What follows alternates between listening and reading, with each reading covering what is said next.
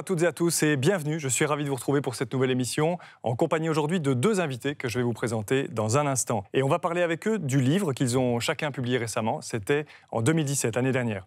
Ces deux bouquins vont vous intéresser parce qu'ils parlent de nous tous, du monde dans lequel on vit aujourd'hui et aussi de ce qu'il est possible de faire ensemble pour le changer. Vous allez voir, ce n'est pas aussi compliqué qu'on le croit et nos deux invités risquent bien non seulement de vous en convaincre, mais en plus de vous donner la pêche. Il s'agit d'Olivier Bonfons et Nicolas Latteur. On y va.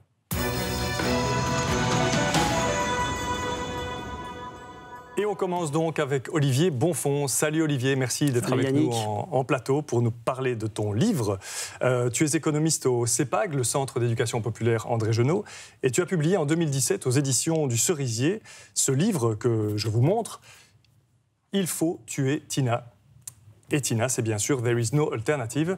Il n'y a pas d'alternative, c'était la phrase préférée, on s'en souvient, de Margaret Thatcher, la première ministre du Royaume-Uni dans les années 80, 90, 90, et de son copain Ronald Reagan, président des États-Unis à la même époque. Pour eux, pour les fers de lance du néolibéralisme, ça revenait à dire que le néolibéralisme, le capitalisme est l'horizon indépassable du bonheur des peuples et qu'il n'y a pas d'autre modèle politique, économique, et qu'il s'agit donc de l'imposer à l'ensemble des peuples de la planète. Alors toi, Olivier, dans ton livre, tu avances précisément le contraire et tu appelles à en finir une bonne fois pour toutes avec ce TINA, il n'y a pas d'alternative, et avec le capitalisme. Et tu expliques que c'est possible en avançant 200 propositions pour rompre avec le fatalisme et changer le monde. C'est le sous-titre de ton livre. On va venir à ces propositions, à ces alternatives. Mais d'abord, je voudrais que tu nous expliques pourquoi et comment tu as décidé de te lancer dans ce gros travail, très complet, très documenté et qui t'a pris plusieurs années. En fait, l'idée de départ de ce livre, ça part d'un constat et d'une frustration. Ça fait environ maintenant, je dirais, 15 ans que je participe à des activités sociales, altermondialistes. Et dès le début, j'ai remarqué que dans les conférences, les animations, les formations, les réunions, on passait en général 80 à 90% du temps à poser des constats, à analyser les défis, les causes et les conséquences des crises qu'on doit résoudre. Et puis, quand il reste quasiment plus de temps, on affirme qu'il y a des solutions, que c'est important d'en parler, mais malheureusement, on n'a plus le temps. Et donc, c'est vraiment à partir de ce constat-là que je me suis dit que c'était une bonne idée d'écrire un livre qui, dès le début et tout au long de l'ouvrage, en fait, met en avant et développe les propositions alternatives et les solutions. Alors, précisément, ce que tu dis dans ton livre, c'est qu'on peut faire obstacle au capitalisme, qu'on peut changer de modèle et qu'il y a des tas de possibilités d'alternatives concrètes pour tout simplement changer le monde. Effectivement, quand on s'intéresse aux alternatives, la première chose qui nous saute aux yeux, c'est qu'il y en a beaucoup. Là, moi, j'en ai choisi 200. J'aurais pu en prendre beaucoup plus ou beaucoup moins. Ça dépend évidemment des priorités.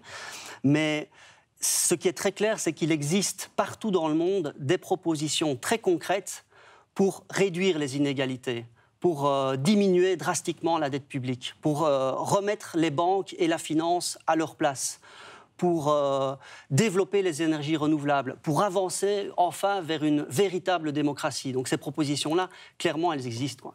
Oui, mais ce qu'on va inévitablement te répondre, c'est que sortir du capitalisme mondialisé, ça ne va pas être simple. Et que donc, les propositions que tu fais, c'est bien sympa, mais qu'en gros, c'est tout simplement pas réaliste et pas faisable.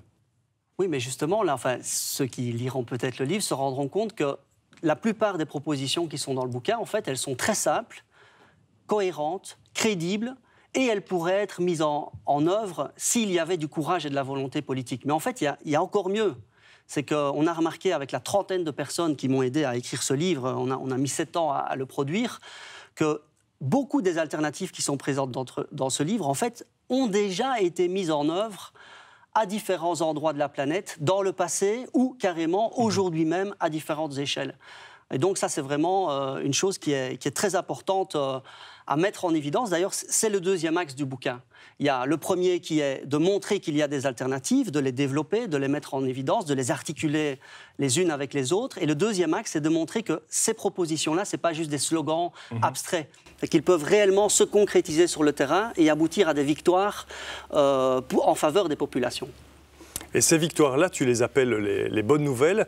Et d'ailleurs, j'en profite pour communiquer à nos téléspectateurs que, à côté de ce bouquin, tu as créé un site web que tu animes avec toute une équipe qui s'appelle bonnenouvelle.be au pluriel. Et sur ce site, vous détaillez les très nombreuses victoires obtenues par les citoyens, les populations, contre les intérêts privés, par exemple, les injustices, les attaques contre l'environnement, etc. Et il y en a un paquet. Exactement, vraiment parallèlement. En fait, le travail s'est fait parallèlement à l'écriture du livre. On s'est dit que ça valait la peine de faire un site, bonnenouvelle.be, qui met en évidence toutes les victoires sociales, écologiques, démocratiques, politiques, culturelles, économiques qui se passent partout sur la planète, en les classant par thématique et par pays.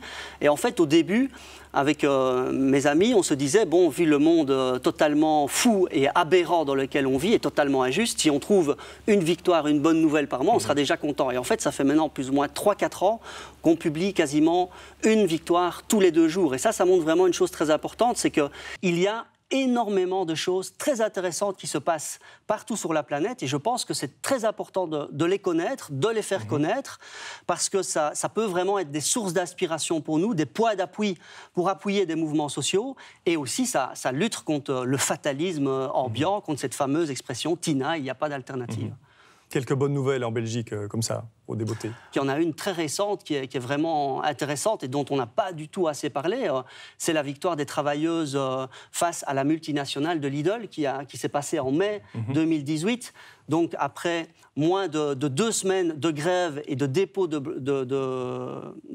blocage de dépôt, les travailleuses ont imposé à la multinationale Lidl d'engager du nouveau personnel et de réduire les cadences qui devenaient parfaitement infernales dans toutes ces entreprises de distribution. Et on a vu beaucoup de reportages. Et donc là, ça montre que vraiment des travailleuses qui se mettent en mouvement peuvent remporter des victoires face à une multinationale. Oui, c'est ça. On peut gagner, y compris contre Goliath. Tu montres ça dans ton livre avec de nombreux exemples, mais tu montres aussi que les gouvernements non plus ne sont pas obligés de se soumettre à Tina et au néolibéralisme.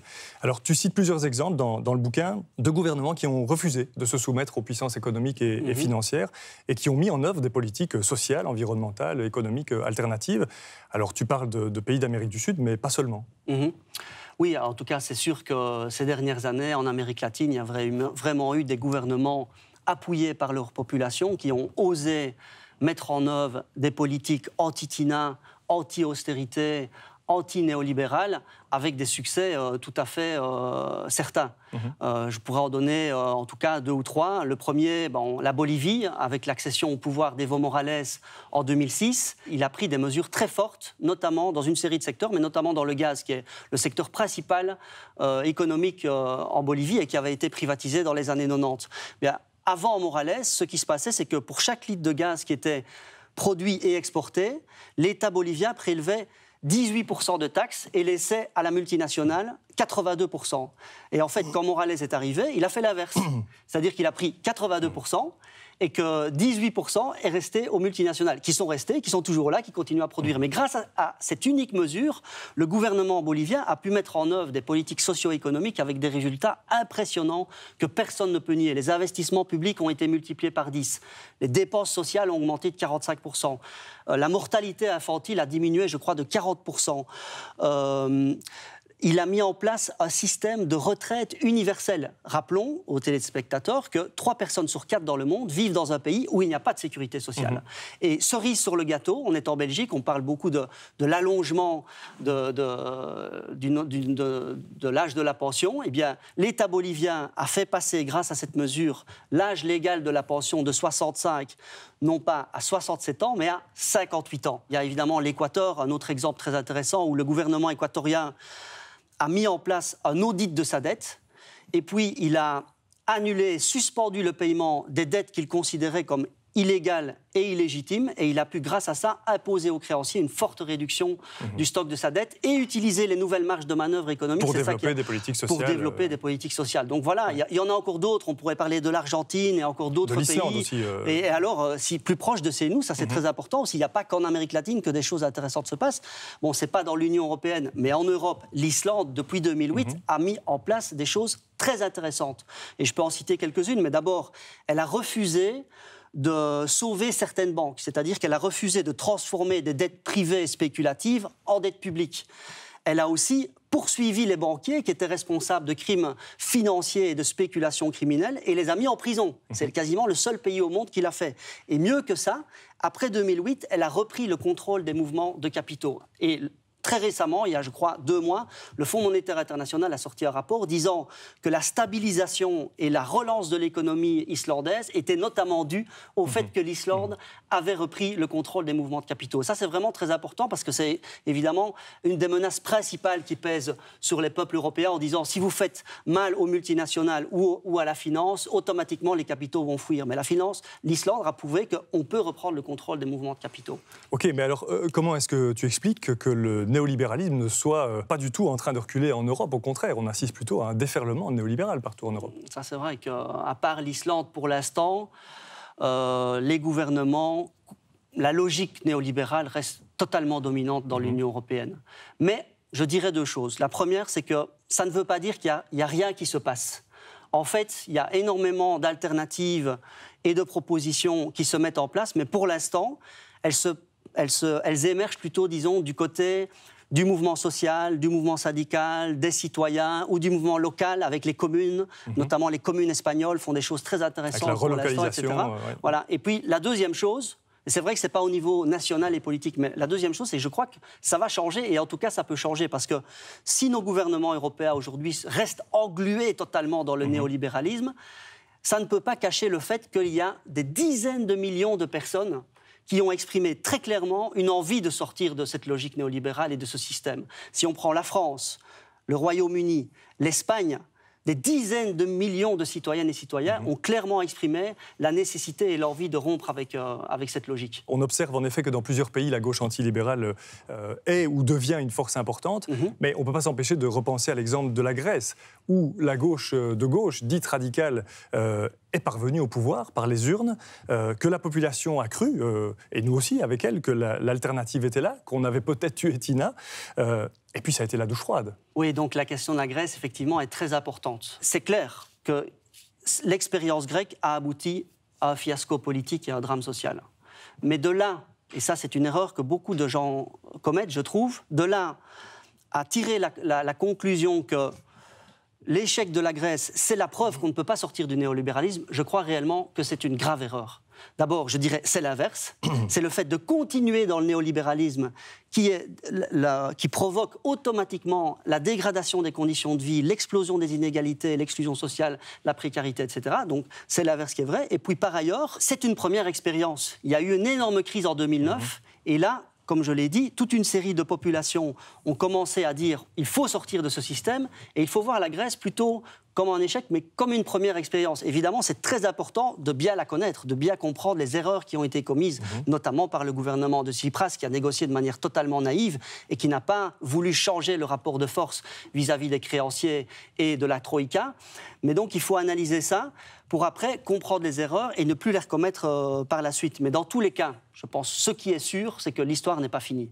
Ce n'est pas la Grèce qui finit l'histoire de nouvelles conquêtes démocratiques et sociales sont parfaitement possibles, mais pour les concrétiser, c'est sûr, et c'est un des bilans aussi de l'expérience grecque, c'est que le courage politique ne suffira pas. On a besoin vraiment d'un mouvement social qui soit puissant, fort, autonome, et je pense qu'il faut donc travailler à le construire. Mais les déceptions sociales, politiques peuvent aussi amener des choses tout à fait contraires à ce que tu souhaites dans ton livre, et tu en parles.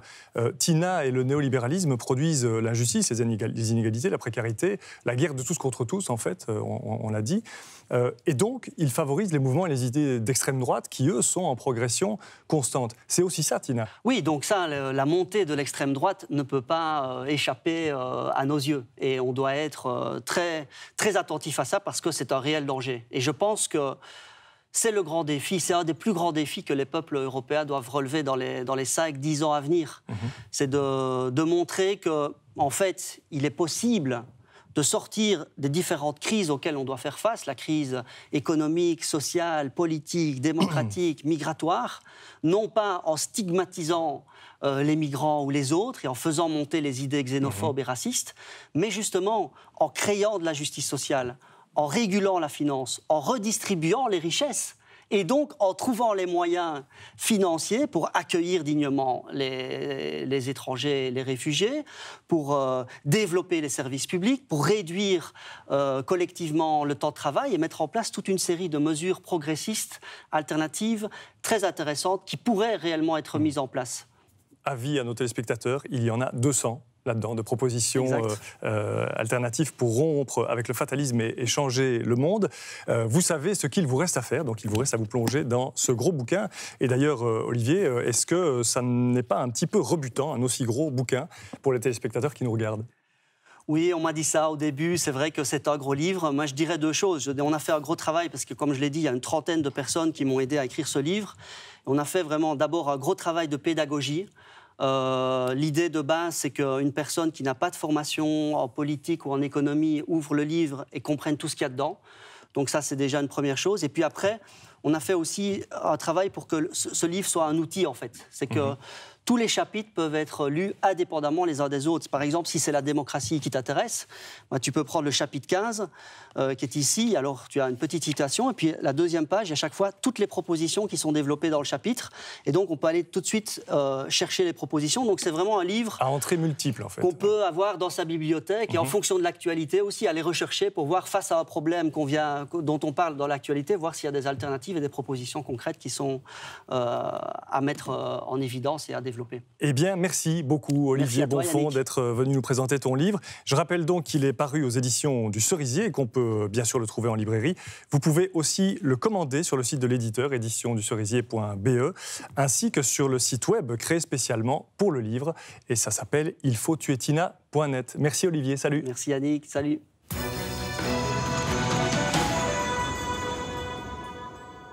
Alors, après avoir parlé en compagnie d'Olivier Bonfons de la meilleure manière de tuer Tina, je vous propose maintenant de nous intéresser à un autre livre qui vous propose 44 témoignages édifiants et même pour certains incroyables, vous allez voir, sur le travail et les conditions de travail dans de nombreux métiers aujourd'hui. Bonjour Nicolas Latteur. Bonjour Yannick.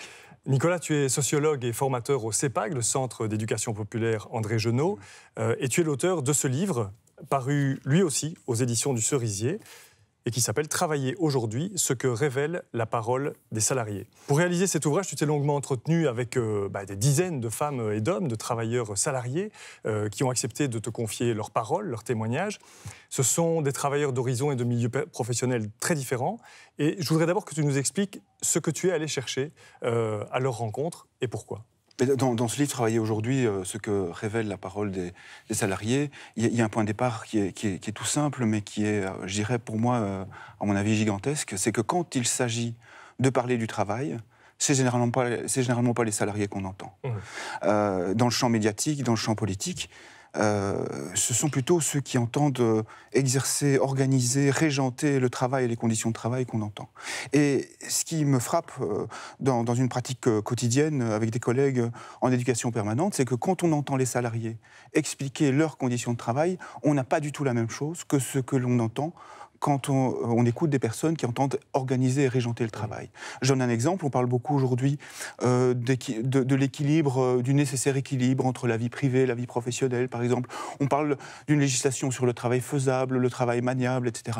Qu'est-ce que ça donne concrètement sur le terrain des relations de travail? Ça donne des personnes qui sont très très éloignées d'un quelconque équilibre. Je pense à un agent de sécurité, par exemple, que j'ai rencontré assez longuement et qui dit mais mes horaires de travail ne dépendent pas de la législation, ils dépendent de la personne sur qui je vais tomber.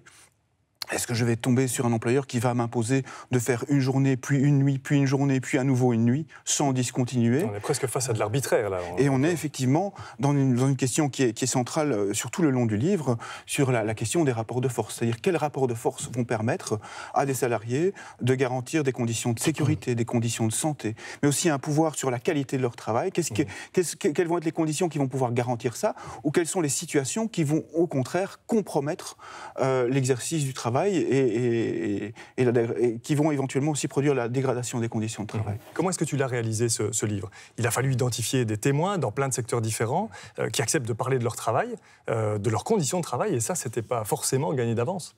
Alors, ce qui est particulier, c'est qu'effectivement, on nous dit qu'on est dans une société démocratique, mais la liberté d'expression sur son travail, sur ses conditions de travail, c'est encore aujourd'hui quelque chose de très très problématique. Parce que les personnes qui se sont engagées à témoigner dans cet ouvrage prennent un risque et m'ont toutes témoigné du risque qu'elles prenaient. Alors, on a pris un certain nombre de garanties, l'anonymat, etc., mais c'est a priori difficile de s'exprimer sur son travail parce qu'on risque de voir les conditions de son travail se voir dégradées. On risque aussi de perdre son emploi, c'est ce qu'ont exprimé un certain nombre de témoins. Donc il y a une grosse crainte, une grosse peur, parce que s'exprimer sur son travail, c'est s'aventurer dans des eaux assez troubles, assez risquées. Et donc ça n'a pas été simple de rencontrer des personnes qui acceptaient de parler de leur travail. Mais je dirais progressivement, donc il a fallu créer les conditions de mise en sécurité. L'anonymat d'une part, mais aussi de longs entretiens pour qu'on puisse approfondir un certain nombre de questions et pour qu'une confiance puisse être créée sur l'objet du livre, sur à quelle fin il serait destiné. Ouais, mais donc ça veut dire que sur la question du travail, précisément, la parole n'est pas libre.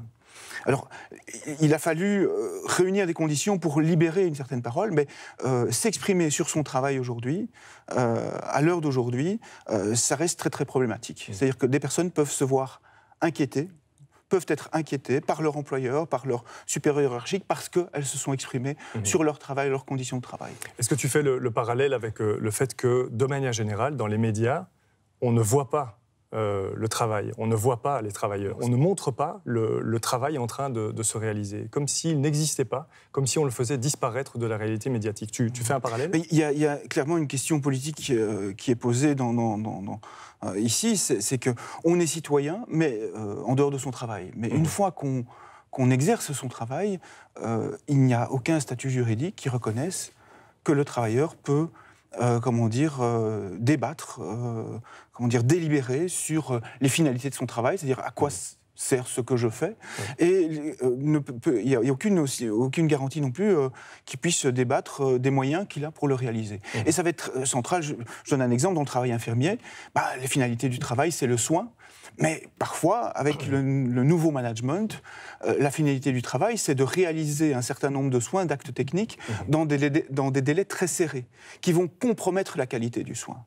Et donc le statut de salarié, c'est-à-dire pas de garantie, pas de droit à intervenir sur les finalités et les moyens de son travail, va être très très problématique, puisque justement on va demander à des personnes d'aller à l'encontre de leur éthique professionnelle pour atteindre des objectifs qui leur sont fixés par une hiérarchie qui a une priorité en tête, c'est la rentabilité, et la rentabilité d'une part et d'autre part les objectifs quantitatifs. À la fin de ces 44 témoignages, qu'est-ce qui ressort ? Quelles sont les lignes directrices que tu retires de tous ces entretiens ?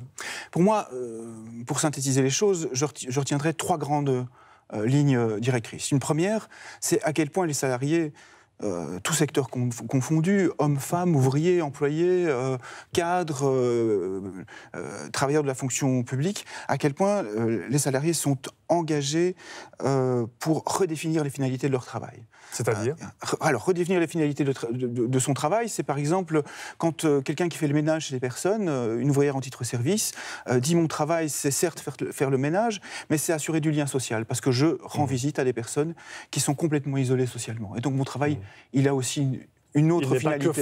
Il n'est pas que fonctionnel, il y a une autre finalité qui lui est donnée. Donc ça, c'est un élément essentiel, c'est l'engagement permanent des salariés pour redéfinir les finalités de leur travail, pour que leur travail soit utile au fond, alors que ce n'est pas toujours donné en tant que tel. Premier élément. Deuxième élément qui frappe, c'est la précarité.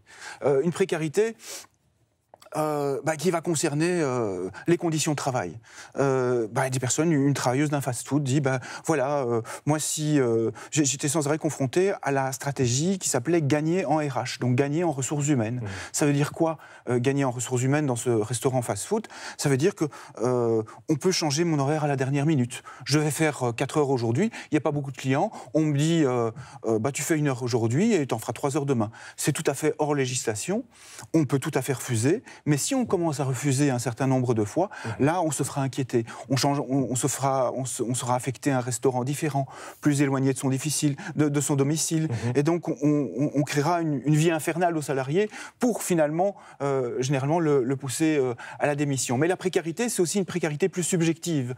C'est-à-dire qu'on va demander à des personnes d'aller à l'encontre de leur déontologie professionnelle. Je pense notamment un banquier qui dit ce qui est encouragé, c'est de tromper le client, c'est de faire du chiffre, donc de vendre des produits toxiques, des produits dont les gens n'ont absolument aucun besoin. Donc il y avait évidemment des gens qui ne savent plus se regarder dans un miroir à la fin de la journée quand on est dans ce type d'impératifs managériaux. Voilà, je dirais ça, après la question de la finalité, c'est la question de la précarité. Et enfin, troisième élément qui ressort, et je pense qu'il est tout à fait central, c'est la question de la résistance. De manière individuelle, de manière collective, au sein d'organisations syndicales ou en dehors du mouvement syndical, il y a des salariés qui se mettent en mouvement, qui entendent dénoncer le fait qu'on ne leur octroie pas les conditions suffisantes ou les moyens nécessaires pour qu'ils puissent réaliser un travail utile dans de bonnes conditions, qui respectent les clients, qui respectent les usagers. Et donc, ça ne se passera pas comme ça, et en tout cas pas avec moi. Ça ne se passera pas comme ça, pas avec moi. Et donc, qu'est-ce que je vais mettre en place ? Alors, évidemment, il y a des résistances qui peuvent se traduire à un moment donné par la démission. Moi, je ne ferai pas ce boulot-là et on ne me verra pas sur ce terrain-là. Il y en a d'autres qui sont qui s'organisent. C'est-à-dire, on va renégocier les horaires arbitraires qu'on nous impose. On va mettre fin au harcèlement dont nous sommes l'objet, parce que c'est une ouvrière qui témoigne, elle est l'objet d'un harcèlement qui vise précisément les femmes. La question, c'est comment est-ce qu'on va s'organiser pour mettre fin à des pratiques aussi arbitraires que celle-là. Donc la résistance est aussi un élément qui est tout à fait central dans les témoignages. On commence à discerner l'objet de ton livre. En fait, en quelque sorte, c'est mettre des mots de travailleurs sur le travail pour en faire un objet, voire un combat politique. C'est ça. Donc, en fait, le travail, c'est pas uniquement la production de biens et de services. Finalement, le travail, c'est aussi la production et la reproduction d'un ordre social. Et on voit que les salariés interviennent sans arrêt sur la production et la reproduction de l'ordre social. J'entends par là, est-ce que les salariés font un choix ? Est-ce qu'ils entendent produire un ordre social égalitaire ou inégalitaire ? Un accompagnateur de train dit « on m'empêche d'aider des personnes qui ont des difficultés à se déplacer, on m'empêche de les aider à monter dans le train, alors qu'elles ont des difficultés à se déplacer. Mon engagement comme fonctionnaire, comme salarié du service public, c'est de les aider, même si on me signifie que ça n'est pas dans mes attributions de le faire. » Et donc là, on voit que cet accompagnateur de train, au même titre que toute une série d'autres salariés, sont en train de produire un autre ordre social et qui font, par leurs actes quotidiens, concrets, du travail une question politique. Et qu'ils entendent transformer le travail. Oui, qu'ils peuvent mener jusqu'à la désobéissance, manifestement. Qu'ils peuvent mener jusqu'à la désobéissance. Et je dirais même que dans toute une série de lieux de travail, c'est par la désobéissance que l'on parvient à continuer à donner un sens social égalitaire au travail. Et donc le travail, une question politique, on vient de le dire, c'était aussi d'ailleurs le titre de ton livre précédent, Le travail, une question politique, paru aux éditions Aden. Ça veut dire dans ton esprit qu'il faut changer le travail, mais pour en faire quoi et comment ? Et est-ce que c'est un enjeu démocratique majeur à tes yeux ? L'enjeu d'une transformation démocratique du travail, c'est un des enjeux essentiels, je pense, qui nous attend aujourd'hui. C'est une perspective centrale pour le mouvement syndical, mais de manière générale, les mouvements sociaux. Alors, avec quelle perspective ? Je dirais, fondamentalement, c'est là aussi la démarche qui préside au livre, c'est que les salariés ne peuvent pas être en dehors de toute démarche qui vise à la transformation du travail et des conditions de travail. Donc, ce qui est essentiel, c'est de mobiliser une approche autonome, un syndicalisme, des mouvements sociaux autonomes qui visent à transformer le travail et les conditions de travail. Donc l'émancipation des travailleurs et du travail lui-même. L'émancipation des travailleurs et du travail lui-même, pour que travailler ne rime plus avec une dégradation de la santé. Aujourd'hui, il y a chaque année en Europe 100 000 personnes qui décèdent des suites d'un cancer professionnel. La plupart de ces cancers d'origine professionnelle ne sont pas reconnus comme tels. Donc il y a un enjeu pour se réapproprier les conditions de travail, pour avoir un contrôle autonome des conditions à partir desquelles on accepte de travailler, des conditions à partir desquelles on juge collectivement, démocratiquement, qu'une activité de travail est utile socialement et environnementalement. Et du coup, là, il y a un enjeu central pour le syndicalisme de demain. Hein. C'est à la fois, je dirais, reconstituer syndicalement les différents maillons de la chaîne productive, parce qu'on voit qu'aujourd'hui, les salariés sont éparpillés au sein d'une multiplicité de lieux de travail. C'est le premier enjeu, reconstituer syndicalement les différents maillons de la chaîne productive. Le deuxième enjeu, c'est de pouvoir reconstituer de la solidarité, reconstituer du collectif à partir de l'expérience de travail. On voit bien que c'est à travers l'expérience de travail, l'expérience des conditions de travail, que des individus se mobilisent et qu'on peut reconstituer du collectif. Enfin, dernier élément, on voit aussi que le travail est traversé par d'autres rapports d'exploitation, par d'autres rapports de domination, que le rapport entre travail et capital.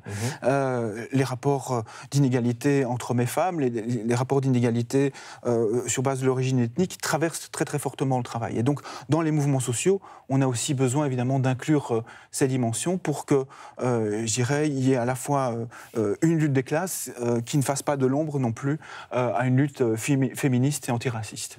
Voilà qui est dit. Merci beaucoup, Nicolas, d'être venu nous présenter ce livre dans cette émission. Un livre que tu as publié en 2017 aux éditions du Cerisier. Merci à vous de nous avoir suivis et à très bientôt pour une prochaine émission. Salut!